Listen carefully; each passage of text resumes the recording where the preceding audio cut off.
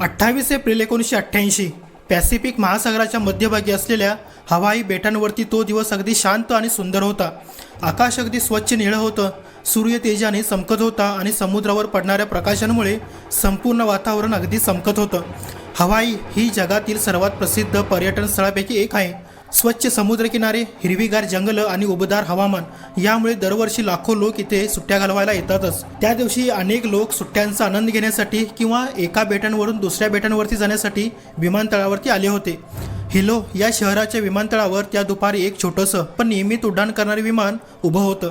हे विमान होतं एलोवा एअरलाइन फ्लाईट 243. या विमानाचा प्रवास फार मोठा नव्हता. ते हिलोहून हवाईची राजधानी होनोलुलूकडे जाणार होतं आणि हा प्रवास फक्त 35 मिनिटांचाच होता. हवाई बेटांमध्ये अशा छोट्या उड्डाणांचा प्रवास अगदी सामान्य मानला जातो. अनेक लोक हा प्रवास जवळजवळ रोजच करत असतात. त्या दिवशी हे विमान सकाळपासून अनेक वेळा उडालं होतं. खरं तर ते आधीच 8 उड्डाणं पूर्ण करून आलं होतं, पण हवाईमधील एअरलाईन्ससाठी हे काही नवीन नव्हतं. बेटांमधील अंतर कमी असल्यामुळे विमानांना दिवसभरात अनेक वेळा उड्डाण करावं लागतं. प्रवासी हळूहळू विमानात चढत होते. एअर होस्टेस हसत स्वागत करत होत्या. काही जण खिडकीतून बाहेर दिसणाऱ्या समुद्राकडे पाहत होते, तर काही जण त्यांच्या सीटवरती बसून शांतपणे प्रवास सुरू होण्याची वाट पाहत होते. पण त्या प्रवाशांमध्येच एक महिला अशी होती जिने विमानात चढताना एक छोटीशी गोष्ट पाहिली होती. विमानाच्या बाहेरील धातूच्या प्लेट्सपैकी एका प्लेट्समध्ये एक लहानसा तडा दिसत होता. तो फार मोठा नव्हता, पण तो स्पष्ट दिसत होता. काही क्षण तिने त्या तड्याकडे पाहिलं. तिच्या मनात विचार आला की एवढ्या मोठ्या एअरलाईनचं विमान आहे, नक्कीच याची नेहमी तपासणी होत असेलच. त्यामुळे तिने काहीच न बोलता सरळ शांतपणे विमानात जाऊन बसली. पण तिला माहितीच नव्हतं की तो छोटासा एक तडा काही मिनिटांनंतर एक भयानक दुर्घटना घडवणार आहे. दुपारी नेमके 1:25 विमानाने हिलो विमानतळावरून उड्डाण केलं. विमान हळूहळू आकाशात चढू लागलं. खिडकीतून खाली दिसणारा निळा समुद्र आणि हिरवीगार बेटे पाहून अनेक प्रवासी आनंद घेत होते. काही मिनिटांनंतर एअर होस्टेसनी ट्रॉली घेऊन प्रवाशांना पेय देणं सुरू केलं होतं. सीट बेल्टचं चिन्ह अजूनही चालू होतं, कारण विमान अजूनही क्रुझिंग उंचीवरती पोहोचलंच नव्हतं. थोड्याच वेळात विमान 24,000 फूट उंचीवरती पोहोचलं होतं. सगळं काही अगदी सामान्य वाटत होतं. प्रवासी आरामात बसले होते, काही जण गप्पा मारत होते, तर काही जण खिडकी बाहेर पाहत होते. एअर होस्टेस प्रवाशांना पेय देत होत्या आणि अचानक धडाम असा एक प्रचंड आवाज आला.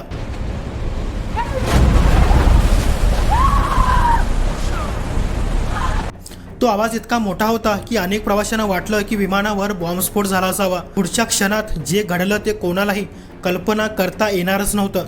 विमानाच्या पुढच्या भागाचा मोठा तुकडा हवेत उडून गेला होता. विमानाचं छप्पर अक्षरशः फाटलं.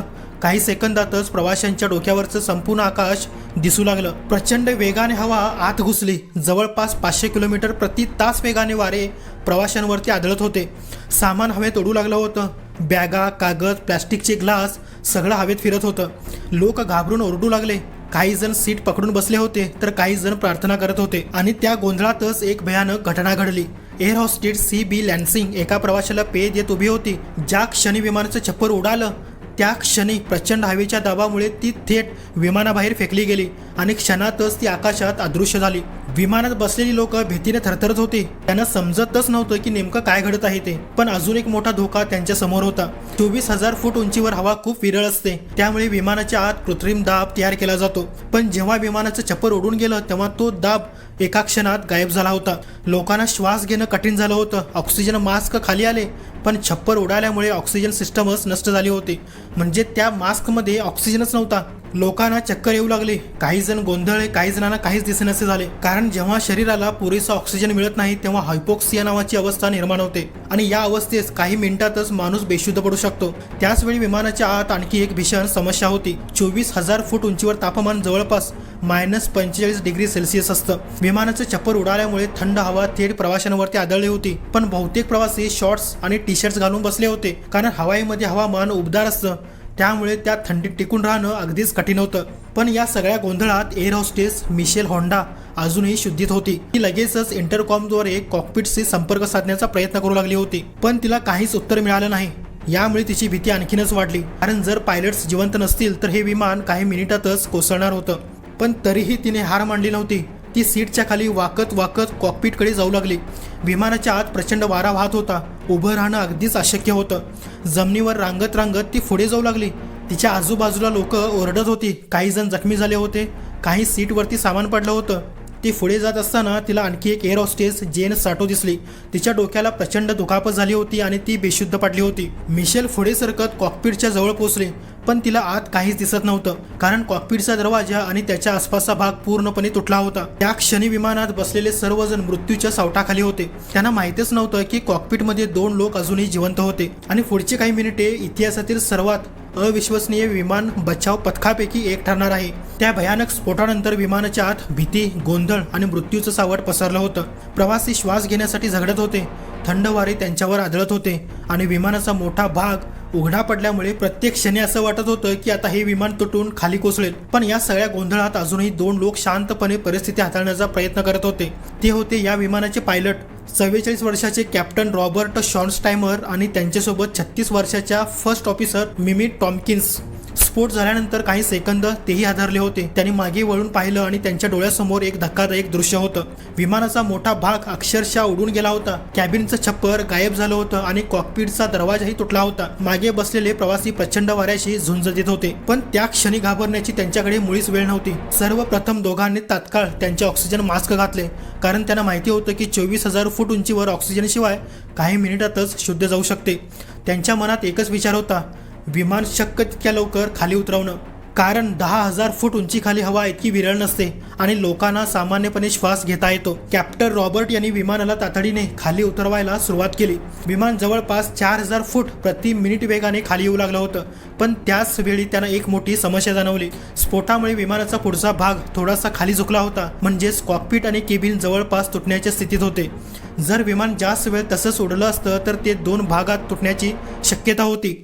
मिमी टॉम्किन्सने लगेच एअर ट्रॅफिक कंट्रोलशी संपर्क साधला आणि आपत्कालीन परिस्थितीची माहिती दिली. होनोलुलूपर्यंत पोहोचणं खूपच दूर होतं, त्यामुळे त्यांना जवळपास पर्याय निवडावा लागणार होता. एअर ट्रॅफिक कंट्रोलने त्यांना मायवी विमानतळावरती लँडिंग करण्याचा सल्ला दिला. आता विमान वेगाने खाली येत होतं. फक्त काही मिनिटातच ते 14,000 फूट उंचीवरती आलं होतं. या उंचीवर बहुतेक प्रवाशांना श्वास घेणं शक्य झालं, त्यामुळे हायपोक्सियाचा धोका अगदीच कमी झाला होता.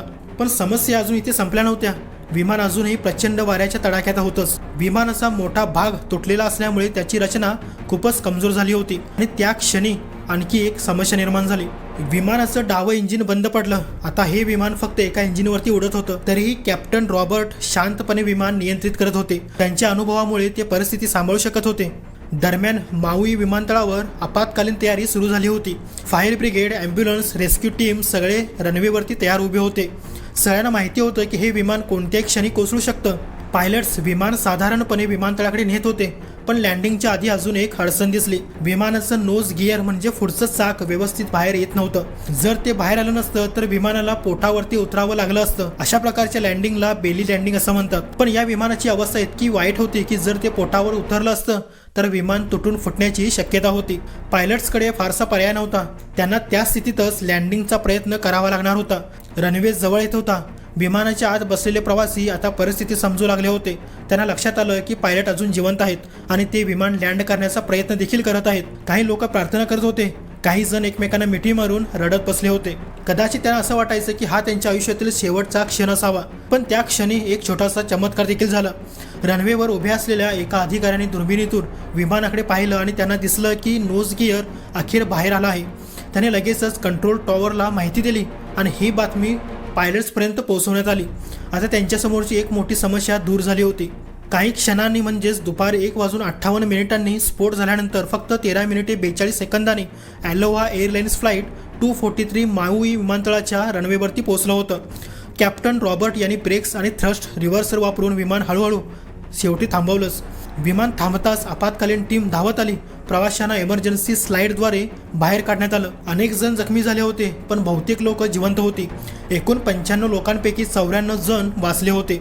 फक्त एअर होस्टेस CB लॅन्सिंग या दुर्दैवाने त्या स्फोटात विमानाबाहेर फेकल्या गेल्या आणि त्यांचा मृत्यू झाला. पण दुर्दैवाने त्यांचा मृतदेह कधीच सापडला नाही. तपास सुरू झाल्यानंतर समोर आलं की या दुर्घटनेमागे एक मोठं कारण होतं. विमानाच्या शरीरावर अनेक लहान तडे होते. सततच्या उड्डाणामुळे आणि दाबाच्या बदलावामुळे धातू कमकुवत झाला होता आणि हे विमान जवळपास 90,000 फ्लाईट सायकल पूर्ण करून बसलं होतं, जे सुरक्षित मर्यादेपेक्षा खूप जास्त होतं. या घटनेनंतर जगभरात विमान सुरक्षेचे नियम अधिक कठोर बनवण्यात आले. जुन्या विमानांची तपासणी करण्यासाठी नवीन तंत्रज्ञान वापरलं जाऊ लागलं. आज विमान उद्योगात जे कठोर सुरक्षा नियम आहेत त्यामागे या घटनेचा मोठा वाटा आहे. ॲलोवा एअरलाइन्स फ्लाईट 243 ही फक्त एक दुर्घटना नव्हती, तर ती होती मानवी धैर्य, कौशल्य आणि शांततेची कथा. कारण त्या दिवशी 2 पायलटच्या योग्य निर्णयांमुळे आणि त्यांच्या अनुभवामुळे 94 लोकांचे प्राण वाचले होते. आणि म्हणूनच ही घटना आजही इतिहासात मिरॅकल ऑफ ॲलोवा फ्लाईट 243 म्हणून ओळखली जाते.